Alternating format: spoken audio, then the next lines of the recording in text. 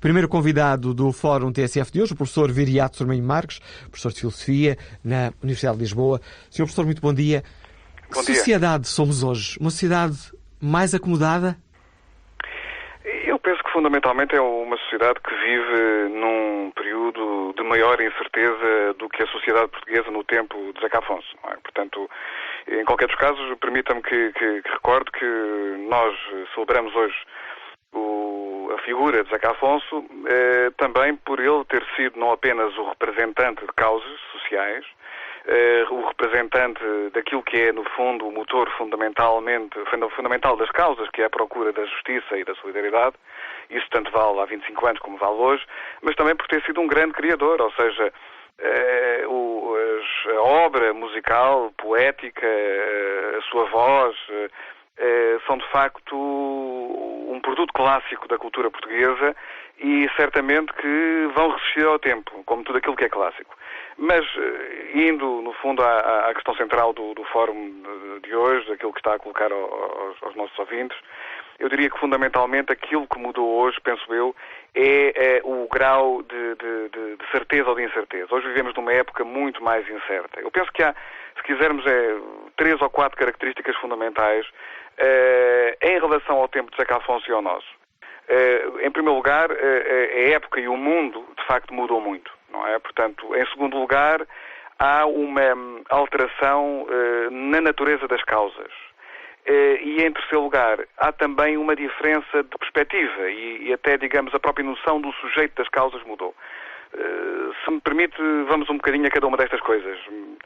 Em relação à época e ao mundo, se compararmos aquilo que era, se quisermos, a visão, a expectativa há 25 anos atrás, eu penso que nós passámos um bocadinho da primavera-verão para o outono-inverno. Ou seja, hoje todos nós temos a noção de que a perseguição dos objetivos da justiça e da solidariedade hoje se faz num contexto muito mais complexo, muito mais difícil. Porquê?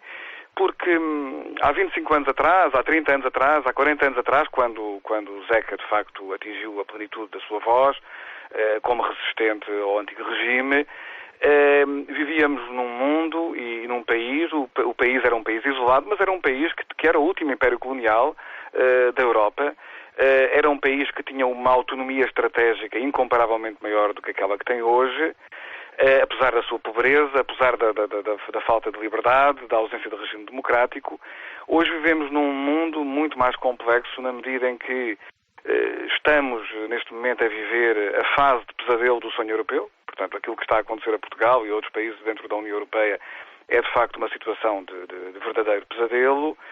E vivemos também numa situação internacional, para lá da Europa, que é a situação de uma globalização imperfeita, que está a viver hoje horas muito dolorosas. No fundo, nós estamos, se quisermos, na fronteira entre o completar da globalização com uma ordem política e regulatória que lhe dê sentido ou a sua fragmentação. Poderemos estar a entrar numa fase de protecionismo muito perigosa nos próximos anos. E tudo isto, no fundo, afeta a forma como nós, como indivíduos, nos colocamos.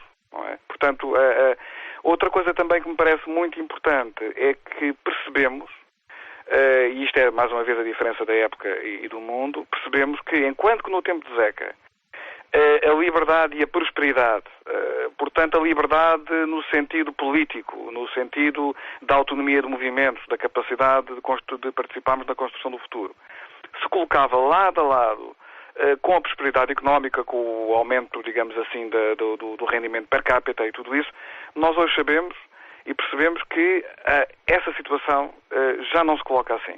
E temos que fazer escolhas, e penso que uma das escolhas fundamentais que nós estamos a viver em Portugal neste momento, numa época de austeridade imposta, mas que, mesmo que ela não fosse imposta pela crise europeia, teríamos que mudar o nosso estilo de vida. Nós temos que fazer escolhas, e penso que a escolha fundamental é uma escolha pelo primado da liberdade, o que implica, evidentemente, percebermos que há restrições, há uma austeridade, mas que não pode, de modo nenhum, ser separada da justiça e da equidade. O que está a acontecer neste momento em Portugal é que corremos o risco de colocar ou de entrar numa vertigem da austeridade que vai aumentar as assimetrias sociais do nosso país, que são, como sabemos, das maiores, não só na União Europeia, como também na OCDE.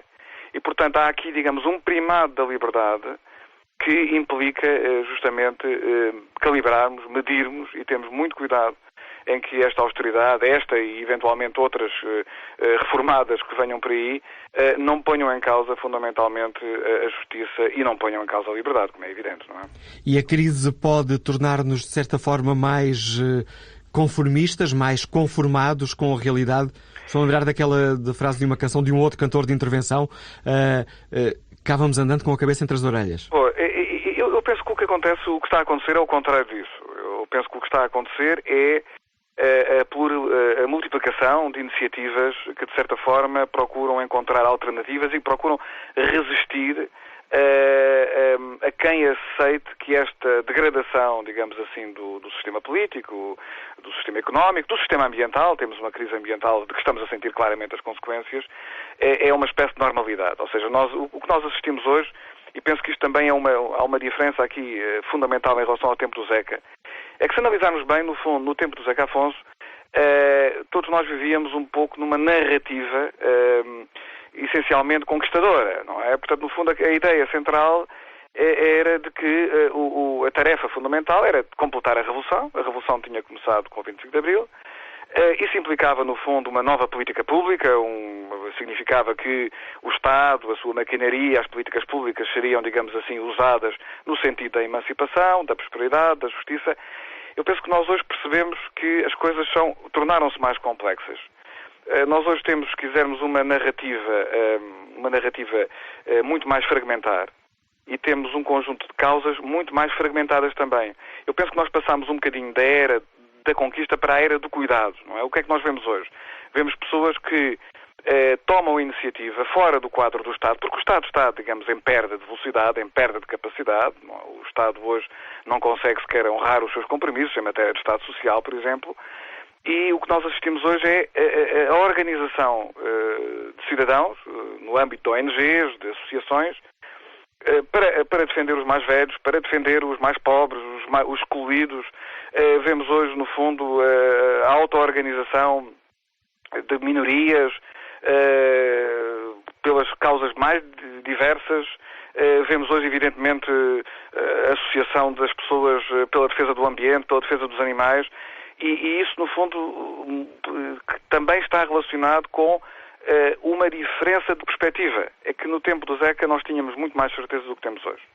No tempo do Zeca nós tínhamos uma relação com as ideologias, uma relação positiva. Ou seja, no fundo, existia claramente um confronto ideológico, porque existia a convicção de que as ideologias nos ajudavam a ver e a compreender a realidade. E eu hoje penso que todos nós sentimos que, para vermos a realidade, temos que romper o manto das ideologias, que se tornou um fator de obscurecimento, um fator de invisibilidade das coisas e não de visibilidade. Portanto, no fundo, tudo está hoje, se quisermos, mais difícil, mas ao mesmo tempo mais desafiante, não é? E talvez uma nota que também vale a pena partilhar com os nossos ouvintes, que é a questão do sujeito que eu há pouco referi. Claramente, Zeca é o cantor de um sujeito assumidamente coletivo. Independentemente do facto de nós o ouvirmos com deleite ainda hoje, porque efetivamente ele tocou na condição humana, tocou nas características singulares da condição humana, mas é claramente o cantor de uma emancipação que se faz em conjunto, uma emancipação popular, uma emancipação que vai no sentido da igualdade. De certa forma, no tempo do Zeca, nós fazíamos as opções numa perspectiva política e por isso mesmo depois ética. Digamos, esse político significava claramente o primado do coletivo. Eu penso que todos nós hoje fazemos as coisas um bocadinho inversamente, ou seja, nós fazemos apostas políticas porque não há outra solução para a vida. A única salvação da comunidade é política, não há outra, não há soluções de natureza religiosa, nem de natureza ética por si só. Simplesmente, o ponto de partida de onde partimos é um ponto de vista mais da ética e do indivíduo. É mais do compromisso individual. Ou seja, nós juntamos-nos coletivamente em novas associações, em novas organizações, provavelmente em novas formas de participação política no futuro, a partir de compromissos mais individuais connosco próprios, com os nossos valores, com as nossas apostas de vida. Esta é uma diferença muito, muito importante, a diferença entre partir do político para o ético e no horizonte do coletivo, ou partir do ético para o político num horizonte que passa fundamentalmente por um acerto de contas connosco próprios. O professor Viriato Sormanho Marques foi presidente da Quercus, numa altura essencial em que a Quercus teve um papel muito importante também na dinamização do país para as questões ecológicas. É certo que não era o único movimento ecologista no terreno, mas terá sido, porventura, aquele que melhor soube aproveitar a comunicação social e os dinamismos que nessa altura se estabeleceram. Estamos a falar em finais dos anos 80, se a memória não me falha. Exato, foi princípio dos anos... a primeira metade dos anos 90, a Quercus vem de 85, não é? Mas, digamos, o meu trabalho na associação foi fundamentalmente nessa primeira franja, nesse primeiro lustro, não é? De 90. E fazendo o apelo a essa sua experiência, parece-lhe que hoje essa tarefa seria mais fácil ou mais complicada?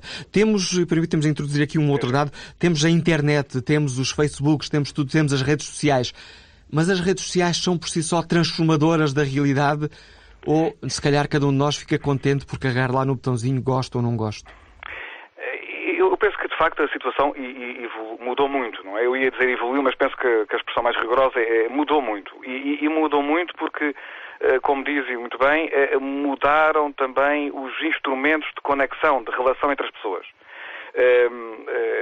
A tecnologia, neste caso a tecnologia de informação, de comunicação, à distância, as redes sociais, a internet, tudo isso, alteram muito a nossa percepção do mundo, alteram muito a nossa percepção do relacionamento uns com os outros. E nesse aspecto, eu diria que as associações de ambiente hoje, a Quercus hoje, está muito bem equipada a esse nível, não é? Ou seja, houve um conjunto de alterações, desde todos os ouvintes que nos escutam agora sabem perfeitamente o trabalho extremamente meritório do Francisco Ferreira e de outras pessoas com o Minuto Verde, o trabalho nos sites, no Twitter, enfim, todas essas coisas que são extremamente importantes. Mas isso, digamos assim, é aquilo a que podemos considerar a criação de um novo casulo mediático, não é? Nós vivemos, de certa forma, uma comunidade humana vive sempre dentro de um certo casulo, ou seja, de representações. No tempo da imprensa escrita eram os jornais, no fundo as pessoas reuniam-se para ler os jornais, para discutir os jornais.